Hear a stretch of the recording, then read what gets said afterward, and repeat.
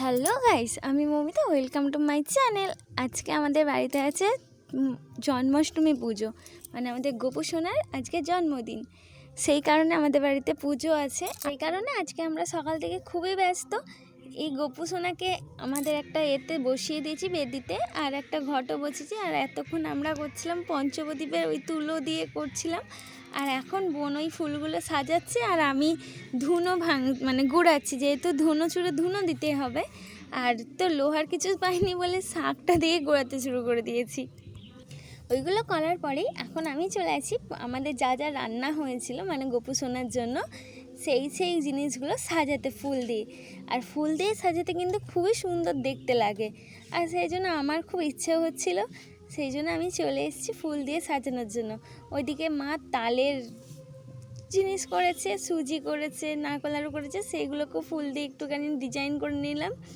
আর এইদিকে আমি হচ্ছে যে সত্যি বলতে পুজোর কাজে অতটা ভালো পারি না, মায়েরাই সব করে। সেই জন্য মা বোন মিলেই সব আয়োজন করেছে, আর আমি জাস্ট হাত লাগিয়েছি। এই রকম করে সাজানোর পরে বড়মশাইকে জিজ্ঞাসা করছিলাম কেমন লাগছে সেটা বলো। সে বললো ভালোই লাগছে। আর এই মূর্তিটা দেখো গোপু সোনার, কত সুন্দর না বসে আছে।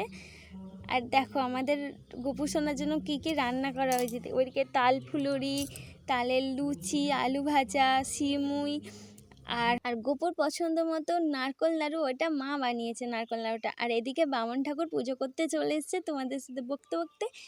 আর বামন ঠাকুর পুজো করেই এসে ঘটের উপর ওই যে কী বলে সিঁদুর লাগিয়ে দিয়েছে। আর ওইদিকে মা ফল কাটছে, আর বোন হচ্ছে যে এদিকে ধূপ জ্বালছে। কারণ আমাদের আগে ধূপ জ্বালছিলাম, সেটা হয়ে গেছে, শেষ হয়ে যেতে আবার বোন ধূপ জ্বালিয়ে দিচ্ছে। আর সবথেকে বড় কথা, এই পুজোটা আমার সবথেকে খুবই ভালো লাগে, কেননা এতে কত রকম খাবার তৈরি হয়। গোপু সোনা কতটা খায় আমি জানি না, ততটা তো বেশি আমরাই খাই। এই পুজোটা আমাদের বাবার বাড়িতে আমার মা করতো না, কিন্তু শ্বশুরবাড়িতে দেখলাম এসেই থেকে ওদের গোপাল আছে, সেহেতু গোপালে হয়। কিন্তু আমার ছোটো কাকিমার বাড়িতে একটা গোপু আছে, মানে গোপাল ঠাকুর আছে, সেহেতু ওদের বাড়িতে হতো। আগে আমার মায়েরা তো মানে যে ওদের বাড়ির পুজোটার জন্য সবাই ভাজাভুজি ঘরেই করতো। এখন তো সব কিছু রেডিমেড কিনতে পাওয়া যায়, সেই কারণে আমাদের বাড়িতে সব রেডিমেড কিনেই এনেছে। কিন্তু না, তালের ফুলুরি, লুচি এইগুলোও কিন্তু মাই বানিয়েছে ঘরে।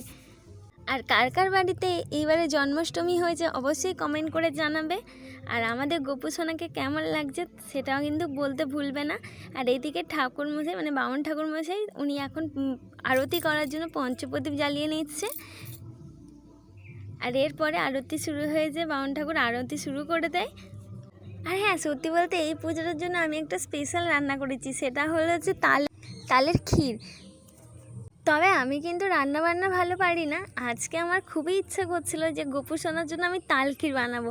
সেই কারণে আমি ইউটিউব ঘেটে অনেক কষ্ট করে দেখে আমি সত্যি তাল ক্ষীরটা বানিয়েছি। দেখো এই যে গোপু সোনার যে পটটা আছে, ওর সামনে আছে তাল ক্ষীরটা।